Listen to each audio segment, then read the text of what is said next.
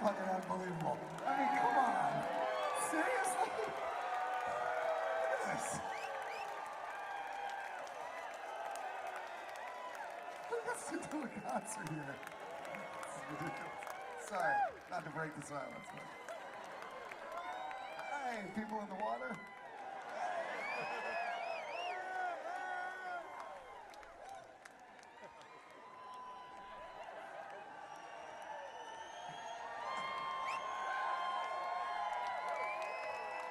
Hi, people on the bleachers. Oh, the wave.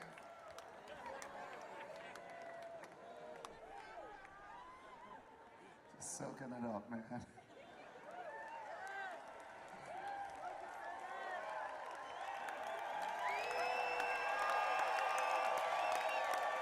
Thank you guys. Thank you for being here with us. This is the best thing ever. That's all I'm gonna say. I'm with the song.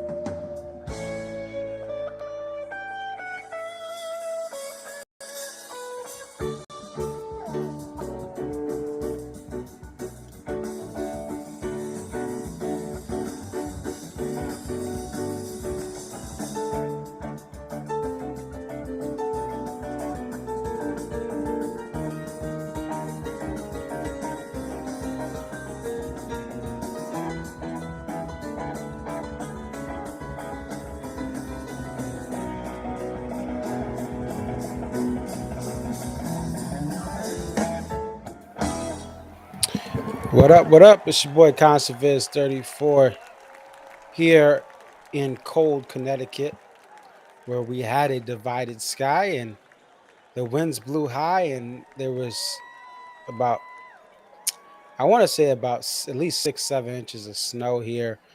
I think there's supposed to be 10 inches, but I think there's around 6 to 7. So I'm glad to be joining you guys here. And this is the post show review by a new Phish fan. That's where I'm coming from.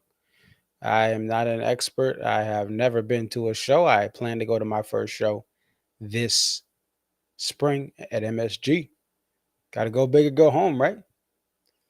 MSG has been a venue that I had my first NBA basketball game at, my first Billy Joel concert, my first NCAA tournament game, UConn versus Michigan State in the Elite Eight. Great game, by the way. UConn won, and then they won the championship that year. It was 2014. So why not have my first Phish show at MSG? That's the plan. Haven't picked the exact date, but I mean, I can get down there. I'm very close to New York City by car and then train. So what am I doing? What am I doing here? I've never been to a Phish show. Why am I reviewing a Phish show if I've never been to one? What type of loser am I? Right. I'm just gonna give my perspective of what I thought about some parts of this Phish show, and also give some of my thoughts on before I get to the show. There's, obviously the divide and the hate and the skirmishes between Phish fans and Dave Matthews Band fans. As someone who's been going to Dave Matthews Band shows for 10 years, and but also enjoys different jam bands. Right. I'm getting into Phish now, but I've been a String Cheese Incident fan, Humphreys McGee, right? Grateful Dead, and all the spin-offs, because I was a kid when Jerry passed away, so I never went to a show for the original Grateful Dead, like the Grateful Dead, Grateful Dead. But I've seen everyone, behind me. There's an Allman Brothers Band poster. I saw them, one of their final shows at the Beacon, too. Government Mule, which I've seen a bunch of times here now. I think two, one, two, three. Well, not a bunch of times. I guess I've seen them about 4 or 5 times, especially with this pandemic. So I love jam bands. Tedeschi Trucks Band as well.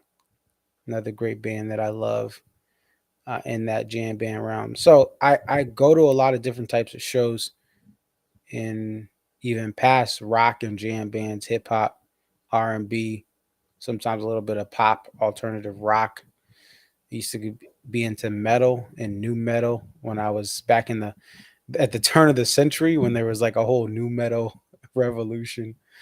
I was into some of that stuff as well. And um, so, first, before I get into the set list, just wanted to share some of my thoughts as somebody who's coming from, I've been to 32 Dave Matthews Band shows and now looking to go to a bunch of Phish shows after, really to have the music click for me. I want to talk about this DMB fans versus Phish fans debate. Now, I've known about this for like a decade at least. Dave Matthews Band shows, right? You had Phish fans who hated Dave Matthews.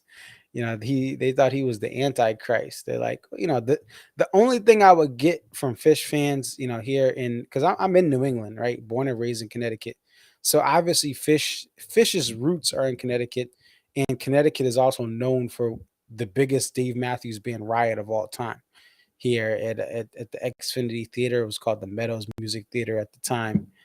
So, I mean, there's tons of Phish fans here in Connecticut. There's tons of that went to my high school, went to my college, tons of Dave Matthews Band fans. We used to have 3 shows here. And obviously like I finally get Phish now. It took a while to really, without going to a show, without being forced to go to a show. Someone should have dragged me to a Phish show years ago. They should have just kidnapped me and said, "Get in the van. You're going to Phish at MSG, or you're going to Phish at the Meadows, or at Great Woods." but no one did that. So anyway, long story short, um, I can see why one band doesn't like the other, and a lot of it is there's just that known hatred between the two fan bases. Not everyone. There actually are people that cross over. There's Fish fans that love DNB and DNB fans who love Fish fans, but you do have a segment of both markets, both acts that don't like the other act, right? What do I hear from Dave Matthews Band fans? Oh, you know, Fish's jams are boring, right? Fish's jams go nowhere. They have really weird, odd lyrics, right? They're not songwriters, right?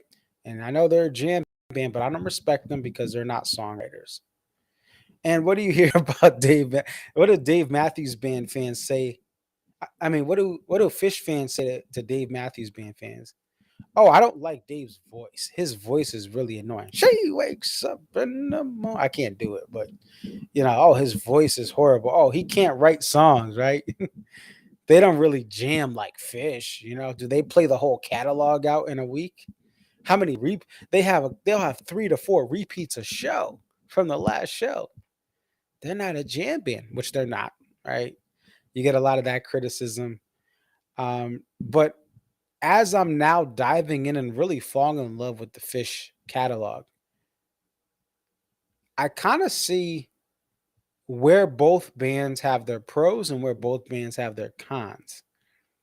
And really, if you listen to both acts, Fish and Dave Matthews Band, they kind of do what the other band doesn't do well. If you think about it.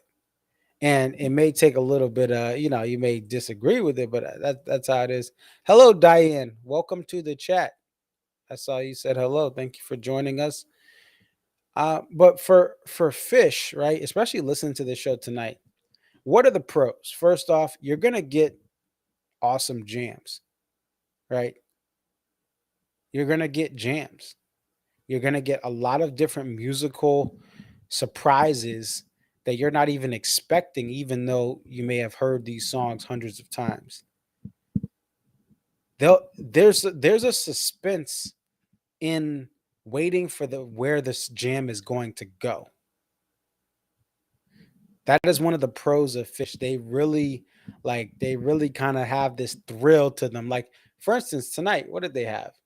They had a I can't get no satisfaction in between the Say It To Me Santos and also Spratz Zada, whatever it is. I've heard of that song. I don't know how to pronounce it. Y'all could tell me in the chat, like, yo, you stupid kid. You don't know how to pronounce that. But I thought it was I thought I heard 2001. I don't know. They switched it on this set. But right? So like that, I can't get no satisfaction. It was kind of like it was just out of nowhere. It was like, okay, done. And I heard, I was like, wait a minute, is that a I thought it was just gonna be an interpolation. And then like they started playing the whole thing. I was like, okay, I see y'all, right? So Fish has this great way of just being able to have these jams to keep you on your toes, right? I hear a lot of Dave Matthews Band fans say, "Oh, you don't know what's gonna come." Like you don't, but you kind of there's a certain rhyme and reason to every Dave Matthews Band show. There's a couple surprises, but pretty much they follow a certain blueprint. Where Fish, you really don't know. Like you don't know what's going to happen next. You don't. The other thing Fish does well, they listen to each other and they actually let everyone get a piece of the pie. I love Paige now. Like, the more I listen to Fish, especially listening to this live, right? I've listened to live Fish. That's pretty much all I listen to. I don't listen to the studio albums. Kind of reminds me of the Grateful Dead, right? Who listens to Grateful Dead studio recordings? You got to listen to the live version. 77, right? 89, right? 72, right?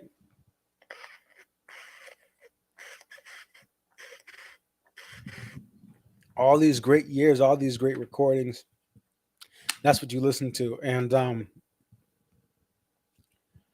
so I'm listening to all these different recordings of the live stuff, right? And they really listen to each other. They really compliment. Everyone gets shine. If you go to like a general like show, like a rock show, right, or just a concert, there'll be certain instruments you can hardly hear. Like there'll be literally one of the best guitars, and I've seen this in a couple of different genres, especially when you get to the pop and the R&B and the hip hop. You'll have like a crazy smooth electric guitarist who can play all sorts of stuff, but like sometimes you don't hear them. There could be a bass player who is bad to the bone, but for that certain act that is not Phish, the bass player is buried in the mix. That's one of the criticisms I have of Dave Matthews Band. Bruh, they literally just all play over Dave now. I love the band. I still love going to shows, but like they don't have the space they used to have. Phish has that. Like that's why I love how Page is able to mirror some of the sounds that Trey gets out of his electric guitar on the keys and with the different effects and different things. He's able to mirror. He's able to almost be like a second guitar, but he's playing keys. And so I love how they all kind of let each other get they little shine moment, right? They get to each flex on Instagram for a couple minutes. That's what I love about Phish. Everyone gets their representation where most live shows, like it's really one or two people that you're really gonna truly hear, and everyone else is kind of turned down. But not Phish. Everyone gets their shine. Right? What are the cons? The cons are you're not gonna get crazy songwriting. People may like the silly songs that Phish make, or they may like the themes. Some of them get pretty deep, but they're not songwriters, right? They can write songs, but they're not songwriters. Just like Dave Matthews, the con is they know this is band knows how to jam, but they're not a jam band. They're not a jam band at all. But Phish, the songwriting and the vocal performance of it, as much as Phish fans don't like Dave's voice, like the vocal performances aren't as good for Phish, right? It's not about the vocal performance. It's just about the melody and how it interacts with what the jam. That's what it's about. So that's the con for that. And then sometimes with Phish, some of these jams they do kind of go too long. But I was talking to shout out to Mayor of Maze on Twitter, and he's a longtime Phish fan. He was explaining to me, it's like that's part of what makes it great. Is yes, some of these jams go a little too longer. I was listening to what Down with the Disease, right, which was awesome for 90% of it, but there was 10% of it. I'm like, bruh, they could have cut that. And listen, I'm somebody who, again, listen, I've seen the Allman Brothers, right? I know Mountain Jam, right? I've seen Dave Matthews Band do a 20 minutes, 22-minute seek up. I've seen String Cheese Incident chill on something for 20 minutes, right? I've seen that. I've seen the Dead and Company play a very long song. So it's not about the timing. It's just like, yo, this thing is not going anywhere. But part of it is that some of that holding pattern, the holding pattern when Phish is flying, uh, when they're flying around LaGuardia Airport, right, waiting to land, it's giving them time to really have this awesome organic freestyle and improv that you're not going to get from any other band outside of Phish, right? Every jam band does improv. There's a certain way that Phish does. You're like, oh, whoa, whoa, like I said, the implementation of that I can't get no satisfaction, right? It was awesome the way they did that. So they have this holding pattern. You gotta wait, and it adds suspense to it, right? And I've seen that from other jam bands. They kind of let something slide out a little. I've been to Humphrey shows where I'm like, come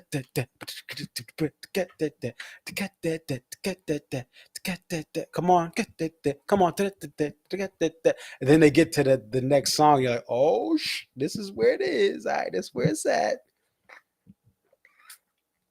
But Phish kind of, sometimes you get stuck in this jam. You're like, yo, what they do? Come on, wrap it up, wrap it up. This is live. We're on TV. Come on, we can't waste this time. But yeah, there are pros and cons to going.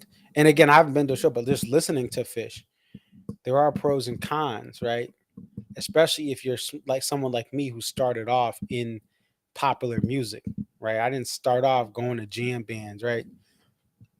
My parents didn't take me to Wormtown up in Greenfield, Massachusetts to see a bunch of jam bands when I was a kid. No, that's not how it started. I started off in popular music and I shifted my way out to the jam band world. It started with blues. Blues got me into Allman Brothers and Tedeschi Trucks, and then boom, String Cheese, Humphreys McGee. Yeah, I started getting into jam bands that way. It was a gateway drug. I think it was with the Allman Brothers were a gateway drug into all these different types of jam bands. So yeah, so there's pros and cons, and same thing with Dave Matthews Band, right? There's pros and cons.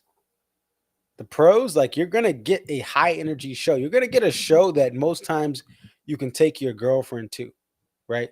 Or you're like, it's like they're not gonna be. You may not be able to take your girl to a Phish show, right? But you could take them to a Dave Matthews Band show, and they'll have a couple of hits, a couple of loves. Like that's a pro, right? But and they have high energy. That's one thing. Like the inner, not that Phish isn't excited to be on stage, but they're kind of just going like a Dave Matthews Band show. They're all gonna be sweating like 50 pounds, right? They're really, you're gonna see them really show their passion in the dancing and moving and the like jumping in the air with an acoustic guitar, almost hitting a mic stand. Like it's like a wrestling match, okay? Oh, there goes Dave from the top rope. Oh no! Like it gets pretty lit as far as the energy. So there's pros on that. Now the cons with the Dave Matthews Band show is a lot of the stuff. If you really listen to like 3 or 4 Dave Matthews Band shows, like if you listen to 4 straight shows, if someone was to give you tape or soundboard audio from 4 straight Dave Matthews Band shows, and it's not like it's like during the middle of the week, right? You're gonna see certain things repeat, certain things always sound the same. They're not gonna really go out and really jam. They're gonna have jams, but they're not gonna jam, right? Sometimes it can be pretty repetitive, although so can Phish, right? As far as some of the jams stay in a structure, but you're not gonna really have these like freestyle moments, especially in this part of the of DMB, which I guess this is Phish 4.0. It is kind of DMB 4.0 right now. I call it 4.0. Some people call it 3.0, 3.5. So there's pros and cons to both. Um, but I think that ultimately what I'm finding is the stuff that I'm not getting from Dave Matthews Band 10 years in, 32 shows in, I'm getting from Phish. And that's why I want to get, I want to start getting these Phish shows stamped on my music passport, right? I want to get into some Phish shows. Let's go MSG, going to hopefully Hartford. I put my request in. Hartford, Connecticut, my hometown. So we'll see what happens with the Phish, the requests I put in for the summer tour, and see how these prices are looking for MSG. Hopefully, I'm monitoring them right now, and probably gonna buy closer to the event. So yeah, there's pros and cons. Now I did want to talk. DMB. Listen, DMB fans, Phish fans. What's funny too is, and this happens all the time. Like there's certain artists that my favorite artists like, and I just don't like them. I don't rock with them. But it's funny because Trey gets so excited. They've kind of did like a sit in for sit in, right? Uh, Trey sat in the last night of Dave Matthews and Tim Reynolds. So they don't have the full band out in Mexico. Last week it was just Dave Matthews and Tim Reynolds. Phish, Trey sat in and did Waste and some other songs, and then they did a Dave Matthews solo cover of So Damn Lucky last night, right on the 24th. But both acts are respected. They respect each other. They've played together in like shows. They've played together in the past. They both have influence from the Grateful Dead in obviously much different ways. I mean, um, Phish is much more similar to the Grateful Dead than Dave Matthews Band is, but they both kind of looked up to the Dead, and both have played with the Dead as far as openers.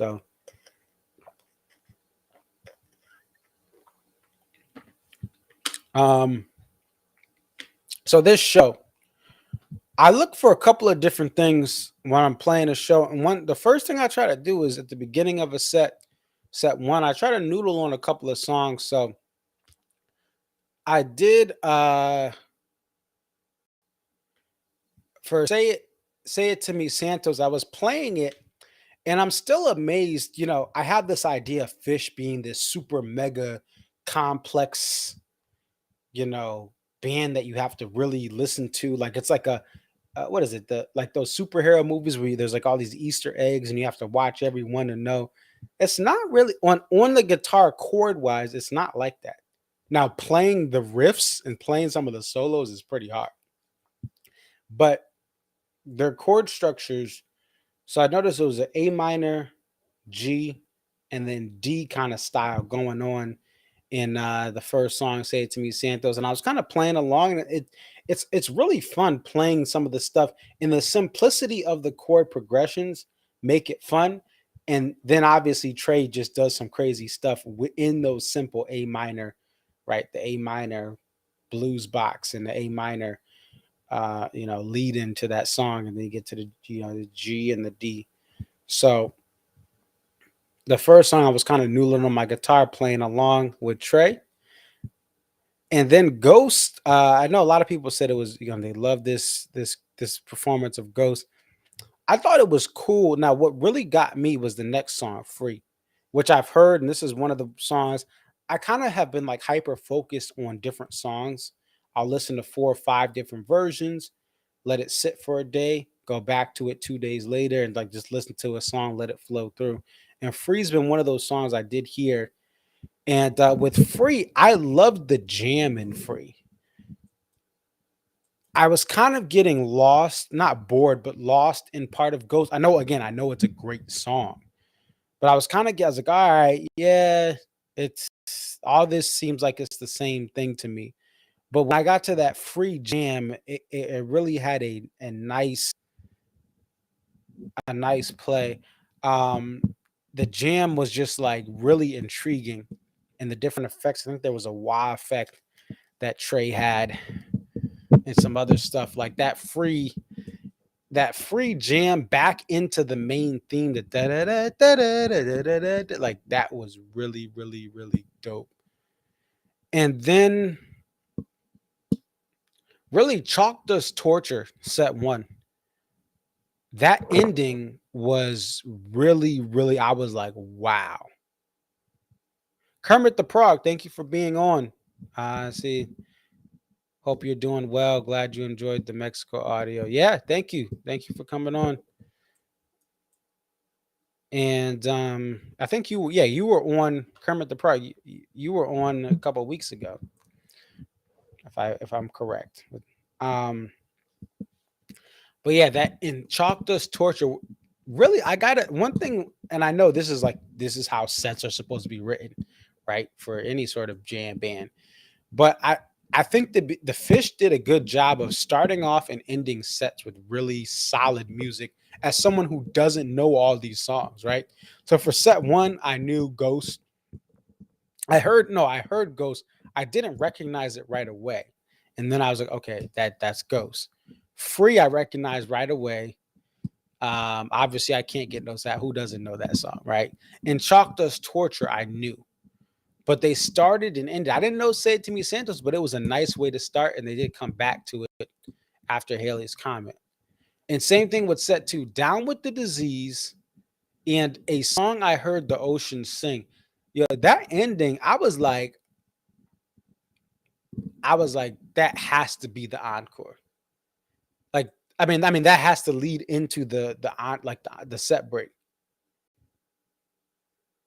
I was like, yo, this is the end of I Heard the Ocean Sing was fire.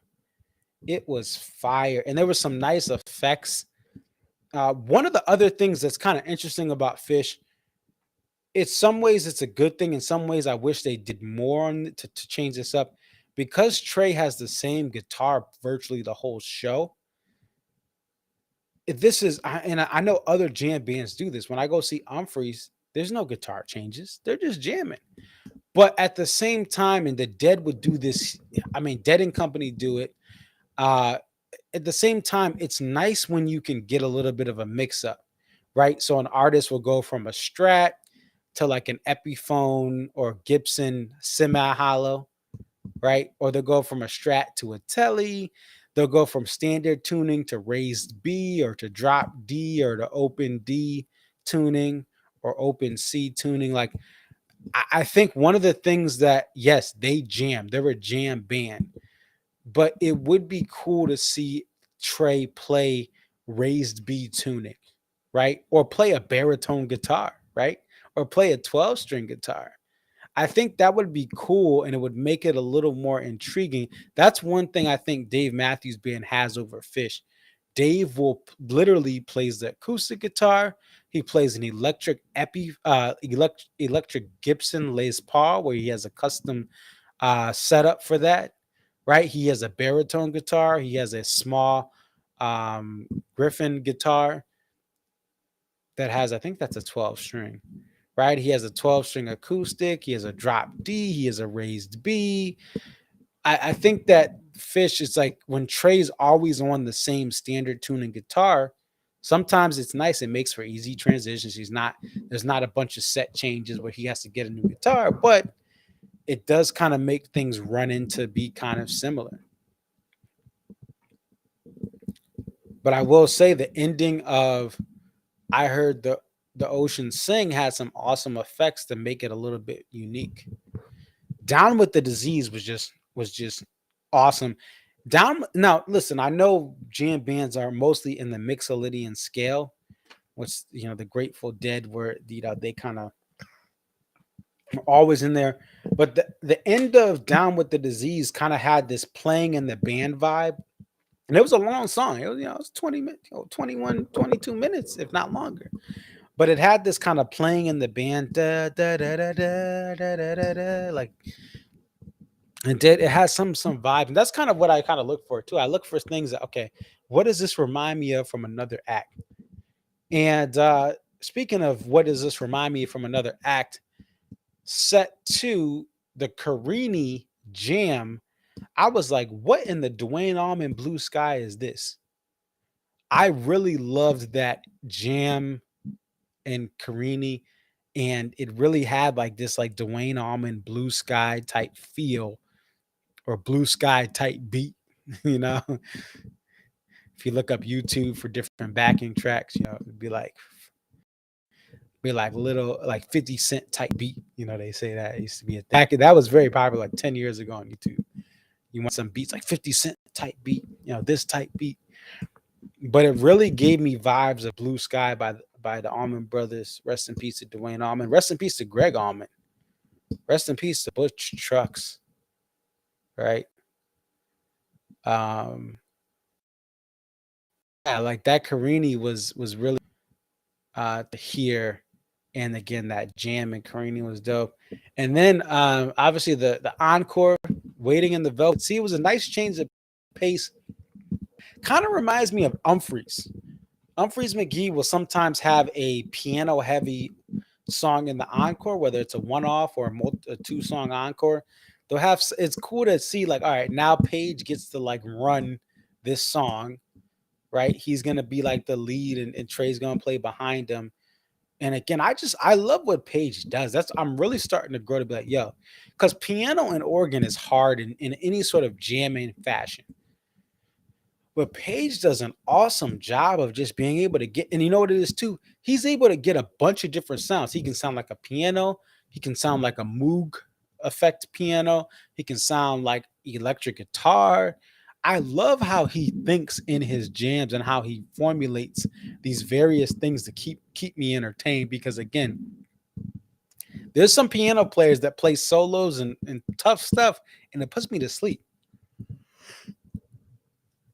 Page brings the rage against the machine every time that I hear him. And every time he's featured, or if he's just in the background, if he's supporting, if he's running side by side, sometimes he's mirroring Trey, right? But I love what he's doing. And the first song in the encore did that. And then Run Like an Antelope, really cool. Nice little fun journey to end the night. Now, what's interesting is, and again, this is just me, and this is the difference between, this is why you go to shows. What's interesting about these shows, this is probably the most overwhelming band content wise that I've been through. Um, Even the Dead, they kind of have some signals. There's just so much that in 2022 that Fish has to pull from, even further than the Grateful Dead. they just have so many songs. I know that's what jam bands do. But even listening to other jam bands, they just have so many songs. One of the things that's interesting though is I'm listening to a bunch of songs that I'm really liking, but these songs aren't really played every time. Now, they played MoMA Dance last night, right? They played Tweezer last night. They played Funky Bitch last night. And those are songs that I've heard, right? Tube, they played Tube. Sigma Oasis was on a playlist, like a first listen playlist on iTunes. So I heard that newer song. And I knew the Encore last night because I'm a Dave Matthews Band fan. I've heard The Maker be covered by the Dave Matthews Band twice, which Daniel Lanois, uh, French Canadian. Isn't he French Canadian? He's talking about the Plains of Abraham, which is in Quebec. So I think he's French Canadian. I just know he has that. That's his song, right? And that's what I know him from. I don't really know much more than that. Um, but yeah, it's interesting to see how these songs are spread out, and it's kind of like some of it's random, which makes it fun, but also makes it overwhelming. Coming from someone who's had to learn a bunch of string cheese, learn a bunch of Allman Brothers, learn a bunch of Tedeschi Trucks, right? And these are various levels of what they play out from their catalog. But man, the Phish catalog is overwhelming for someone who's conquered a lot of different catalogs in my day. The Avid Brothers, same thing. They play a bunch of stuff, and you're like, and now you can kind of, now that I've been to about what kind of two shows and listened to a bunch, I kind of get some of the Avid Brothers. Like you can kind of see the patterns, just like Dave Matthews Band. But still, it's overwhelming, especially when I'm focused on Momodans, I'm focused on Stash, I'm focused on Harry Hood, and these songs aren't gonna all come up even in a 2 day run in Mexico. Um, I will be on if anyone's watching this because I know people are gonna be like, oh, they're looking up Phish videos. They see this. I would love for a Phish fan of any experience past being a noob like me to just kind of share some of the stuff, break down some of the stuff. If you've been watching tonight, hey, this is this is anything I may have gotten wrong. I'd love to hear from a Phish fan. If you want to come tomorrow, I will be on after the Sirius XM stream, and my Sirius XM stream is about 30 seconds to a minute slower than the radio. Like if you're in the actual unit, and it's a little, which is a little bit slower than I think if you have it on, if you download on Live Fish, that's going to be the fastest stream. So if you guys, if anyone watches the replay, come on app, just subscribe to my channel. I'm trying to get to 800 subscribers, but subscribe to my channel, hit the notification bell. It'll notify you when I go live. Follow me on Twitter. I always post on Twitter the live link. You click it and you're right here looking at me, looking at your boy, Concert Viz 34. But I would love to hear from Phish fans. Um, pick your brains and really have you guys interact with me tomorrow. Because what I'm gonna plan is to go tomorrow, and then also to go Sunday, which will probably be the toughest one to do. I know they're starting earlier, but Sunday's a nap day for me and get ready for work day because Monday I have work again. So I'm gonna try to do one each night and try to look at some different stuff. I'd love to hear from some of you guys, Phish fans. But that's really all I got. I mean, I'm just kind of soaking everything in, trying to learn, and I look forward to going to my first show. I mean, I think that's the most critical thing is getting to that first show. Um, because going to a show, what I've learned over the years is going to a show, especially these jam bands, it's a whole new world. Not to be cliche and use a Pocahontas. Is that Pocahontas or no? That's Aladdin, right? Yeah, that's Aladdin. Yeah, because the magic carpet. A whole new world. Disney, don't copyright strike this. That was just me singing. That was in the recording. But yeah, if anyone wants to get on tomorrow, let me know. And that's pretty much it. That's all I got for tonight. 45 minutes. All right. Well, it's your boy ConcertViz34. Follow me on Instagram. Follow me on Twitter. ConcertViz34. Like this video. It'll get it more exposure. Hit the like button.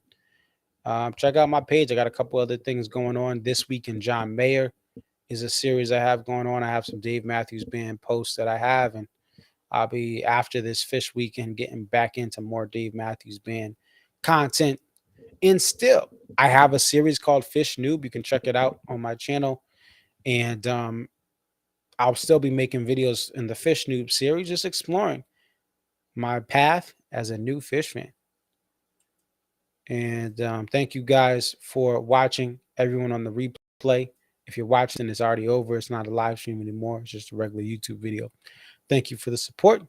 I love live music. I love having conversations on YouTube about music. I love learning from other people about music. I know I always have the ability to learn no matter how old and wise I get.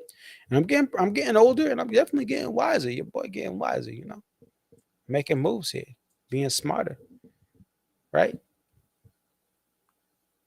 Got mutual fund, right? Looking at Roth IRA. No, just kidding. I'm broke. I'm broke, folks. I'm broke. I ain't got no money. All right. That is it. I'm going to play some outro music. But thank you guys for tuning in. Really appreciate it. And I'll see you guys tomorrow after Phish Night 3. What songs will we get tomorrow from Phish?